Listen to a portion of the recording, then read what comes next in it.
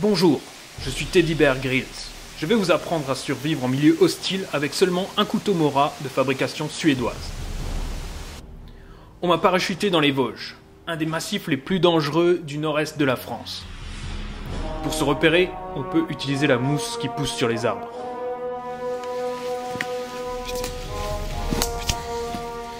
Il y a de la mousse à peu près partout. Ou alors on peut utiliser les symboles. Ou les panneaux.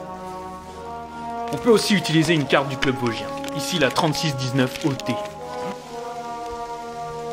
Parfois, la nature est cruelle et met des obstacles qui semblent infranchissables. Une seule solution, garder le moral. Improviser avec les moyens du bord.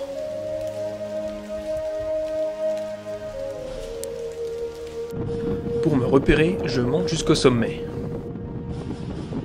Je vois des maisons au loin. C'est vers là-bas que je dois me diriger. Cela fait déjà 1 heure que je marche et je n'ai toujours rien mangé. Nous sommes en forêt, il fait très humide, il n'y a qu'à se baisser pour obtenir de la nourriture.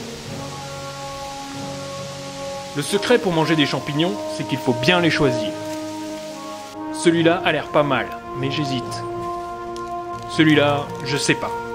Bref, autant se préparer à l'avance un bon sandwich au jambon et au lard d'hammer. Ne pas oublier de prévoir un dessert lacté pour l'apport en lipides et une petite compote. Ici au moins, je ne mourrai pas de soif. La pluie a créé une multitude de flaques et il suffit de se baisser pour boire.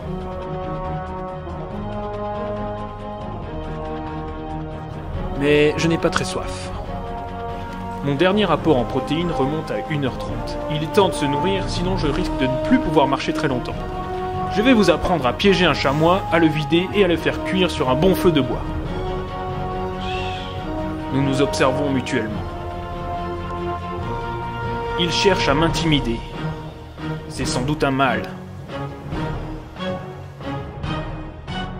Plutôt que de combattre, il préfère la fuite. C'est raté pour mon repas. Soudain, je vois un abri. Après 2 heures de marche en montagne, je suis épuisé. Une bonne sieste me fera du bien.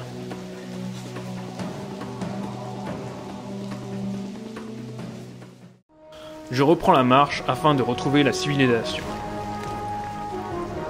Mais soudain, je sens mes pieds s'enfoncer. Des sables mouvants.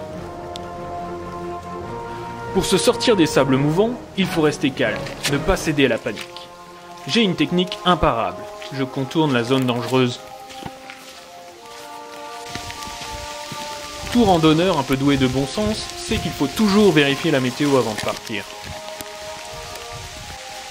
Ce que je n'ai pas fait.